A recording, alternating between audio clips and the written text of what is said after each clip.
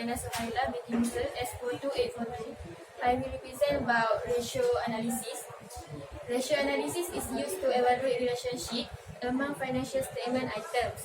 The ratio are used to identify trends over time for one company or to compare two or more companies at one time in one point in time. Financial statement ratio analysis focuses on four key aspects of a business. Firstly, liquidity, efficiency, profitability, and safety. Under liquidity ratio, there is current ratio, which is measure a company's ability to pay short-term and long-term obligation. To calculate this, current asset divided by current liability. The current ratio for 2014 is higher than 1, which is 1.6818 than other years, but it is declining for the year 2015, which is 1.3652. 2016 1.3074 and 2017 1.0818. A current ratio which is greater than 1 shows that the company can cover current liabilities with existing current assets. For quick ratio, it is measure the ability of a company to pay its current liabilities when they come due with only quick assets. To calculate this, current asset minus inventories divided by current liabilities. Okay, for year 2014 shows the highest quick ratio, which is 1.6216 compared to other years. The quick ratio were declining for the other years, which is for 2015 1.3290, for 2016 1.2614, and for 2017 0.9596. The dramatic decline in the quick ratio may require a closer review of the account receivable and account payables. Okay, for under efficiency ratios, there is account receivable turnover index. It is used to quantify a firm's effectiveness in extending credit and in collecting debts on that credit. To calculate this, account receivable divided by sales and multiply 365 days. Okay, the turnover days for 2014 is 166 days, but it is decreasing for the year 2015, 2016, and 2017, which are 129 days, 102 days, 111 days respectively. Therefore, the lower ratio generally specifies a faster receivable collection, which is for 2016, 102 days. Okay. For account payable turnover in days, it is a short-term liquidity measure used to quantify the rate at which a company pays off its supplier. We use to calculate it is account payable divided by cost of sale multiply 365 days. Okay, it has highest turnover payable days in 2015, which is 438 days compared to the other years. For 2014 days, we have 404 days, and 2016 we have 138 days.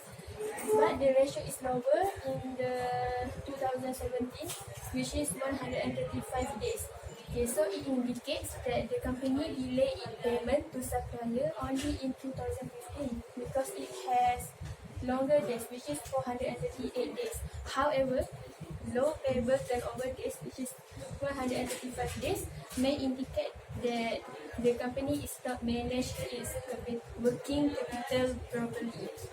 Okay, next, inventory turnover index. Measure how many times average inventory is turned or sold during a period.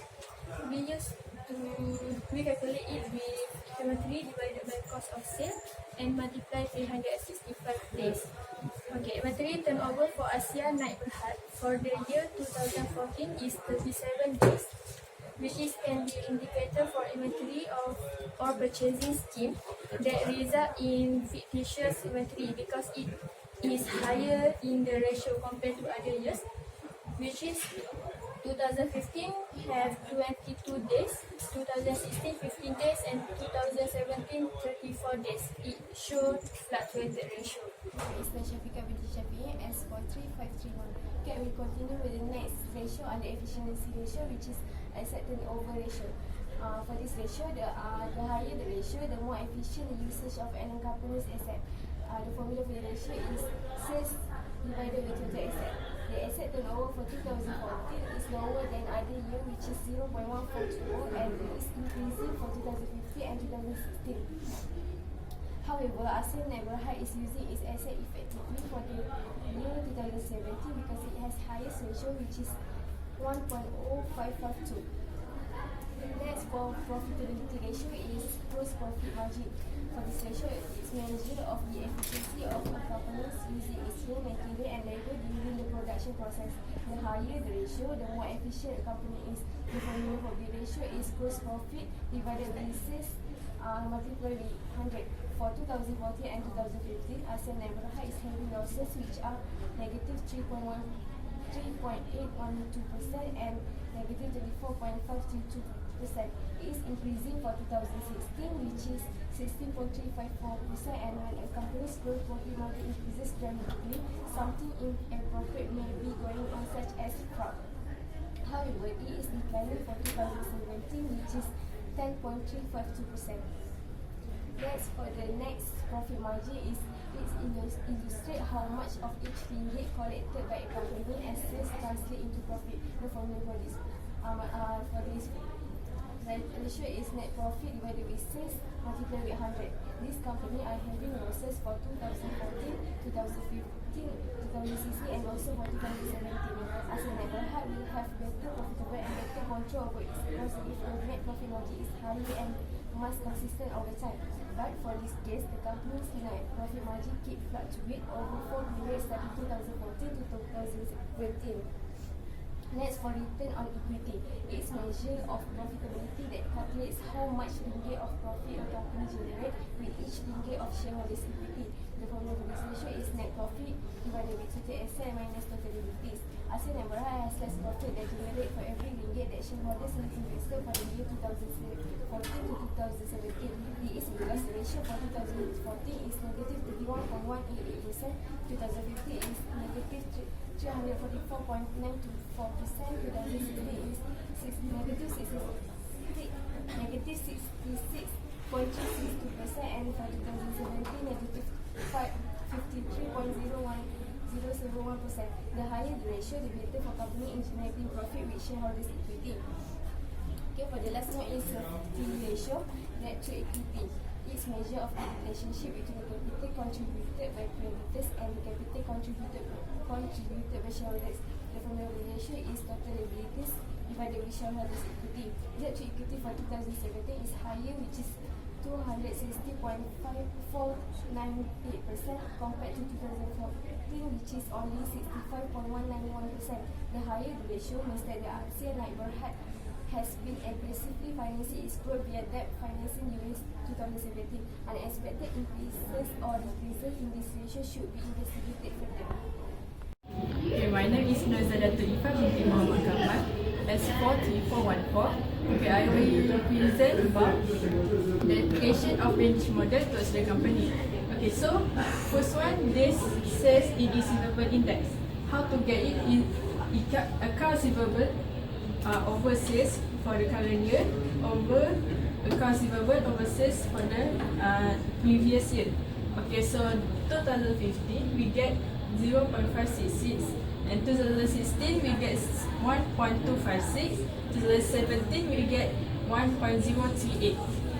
Okay, for gross margin index, sales minus cost of sale over sales for the previous year divided by sales minus cost of sale over sales for the current year. For 2015 we get 0.65, 0.684.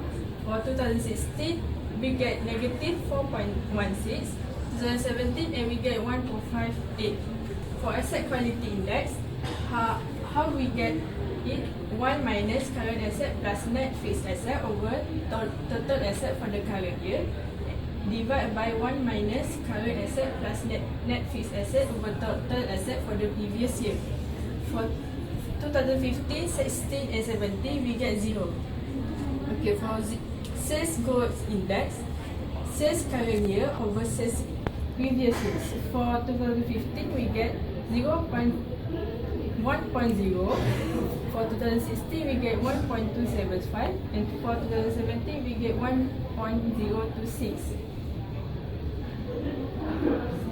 Okay, for depreciation index, how to get it? Depreciation previous year over depreciation plus PPE divide by depreciation current year divide by depreciation plus PPE.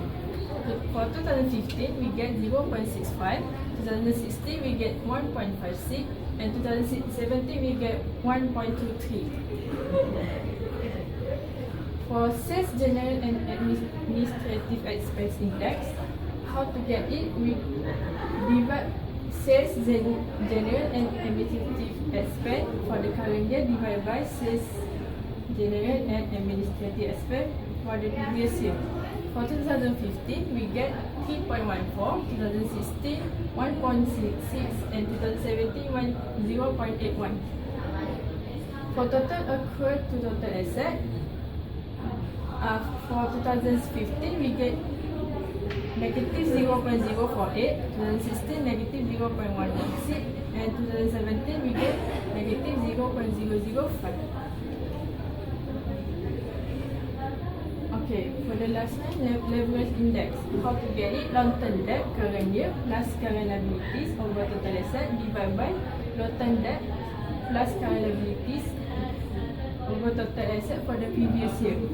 2015 we get 1.89, 2016 we get 0.97, and 2017 we get 1.11. For the M score, for 2015 we get negative 4.2, and 2016 we get negative 5.44, and 2017 we get negative 2.48. Hi, my name is Siti Aisyah from my CD, and my account number is 42974. So today I'm going to do a conclusion. Okay, so the first one is I'm going to conclude the ratios that my friends have told earlier. Okay, so from this analysis, we can see that the analysis from 2014 until 2017 is fluctuated, which because mostly all the ratios is fluctuated because the only increasing is asset turnover, and for current ratio there is declining on that. As the analysis is fluctuated, actually we can know that the company does not have a flexible amount throughout the year because it was increasing and decreasing. Okay, and the next one is the company also has suffered loss for 4 years continuously, as you can see from 2014 until 2017, but the loss seems to be decreasing for 2016 until 2017. So the probability that the company have to suffer a loss in 2018 is decreased. And then all the M score show less than negative 2.2. As you can see, the M score is less than negative 2.2, which means that if M score is less than negative 2.2, the company is unlikely to be a manipulator, which means that the probability to fraud is very less. Okay, and okay, for the last one, I'm going to give a recommendation on how to prevent the fraud. Okay, the first one is to educate management on the 3 indicators of fraud. Okay, to help prevent fraud activities, management must implement internal controls or to and know what situations to look for. Okay, and the second one is segregate accounting functions, because one of the main factors of an effective internal control system is segregate of duties. So management helps to prevent fraud by the incentive of fraud. Okay. The third one is establish a strong control environment. A strong control environment actually involves enlisting management to demonstrate ethical behavior. So for this one, to in order to have strong contract environment, it requires the top management until the employee. Okay, and the last one is initiate and ensure examination of financial statements by an outside party. Okay, because as an ethic shows that we should have our professional behavior. So we should actually engage an auditor to perform financial statement review or audit, because it can deter employee from knowingly presenting incorrect financial statements. Okay, that's all for me. Thank you.